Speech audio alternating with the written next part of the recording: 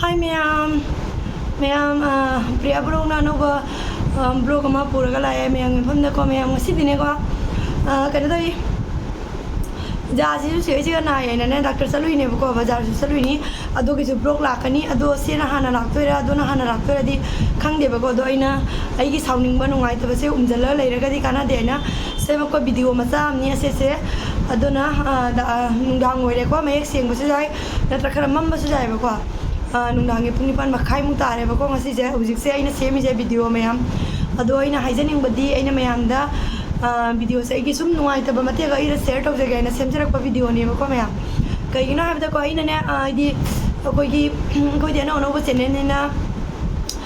sum ko gi andak video su jam thang ta ba da live set li ba ko mayam ko live set pa siga ai su live set li anan ba live set pa da di ka he na tauram deba ko do ko ma da ina sum live se salak pa matam da ko ai de ko ni pa ga punna satpa live na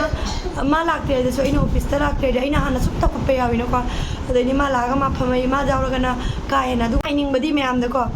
ai di account tara mu paisa laga mi na khang mingon da ai di comment do thok tra bau jengan ba ja da ba comment do mingon da pi ba una bra nasana na mitai masani aina mitero na ngangi sina su mitai masani khang baduna maitero na ngangi bani aina lon se atopa jat ki mamang le ikai dra noi atopa jat ki picture thamjalaga noi na atopa jat ki maron da hindi da kara isan english da kara isan akoi gi jengan babau ja da ba kamen ne moi na ngonda tawrei do ai thom da leiba madam da koi ni pha leiba madam da tawrakte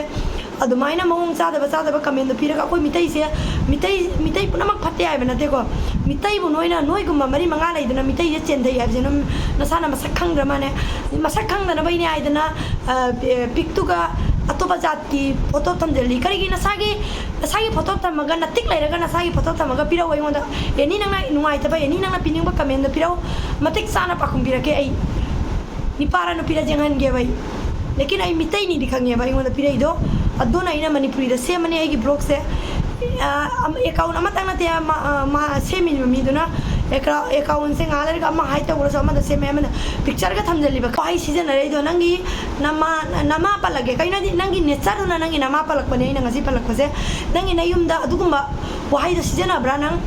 adumaina mi onda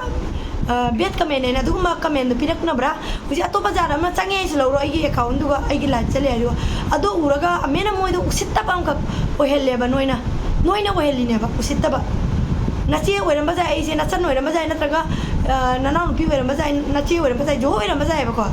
nana ma oiram ba su jai ba duga adugumba wahi phatta ba maron ke ado no matangi nate no matang oi dei ignore ta ba mini ai ikti gi daily life khudingi anoi ne maina wahi phatta ba season araga nasado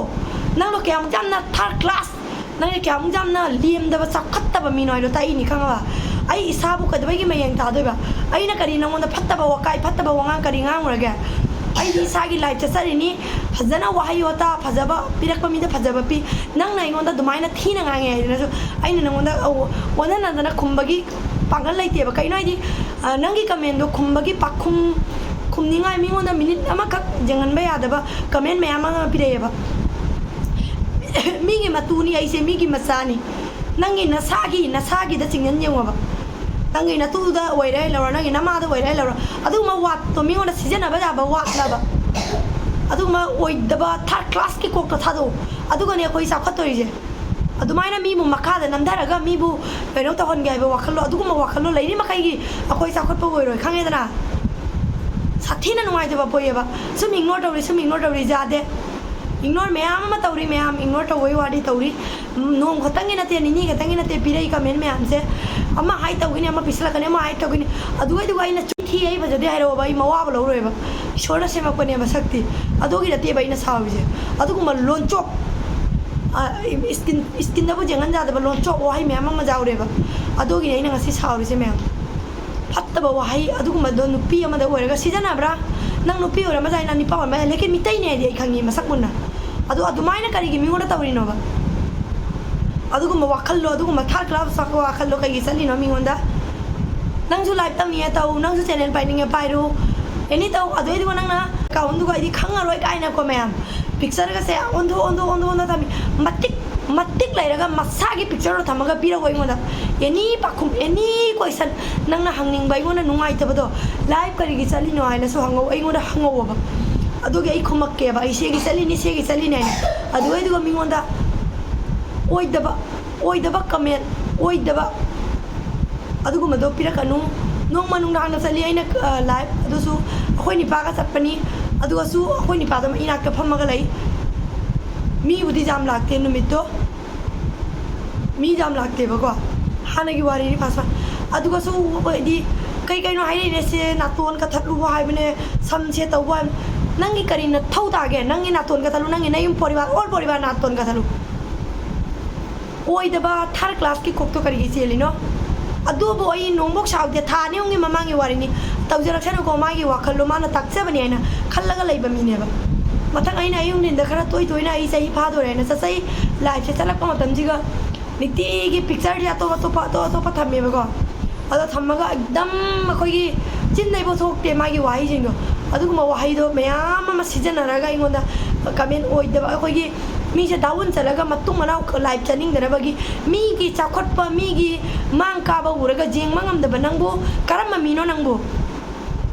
मीगी मांग का उबा ngam nangi source to adu di mak to hana lo to adu gani nang mang ka de do kabida adu kum wakal chen ma mi am dana mang ka da bani mayam no ju chumi la le na comment bi biro no matagi na te tawri se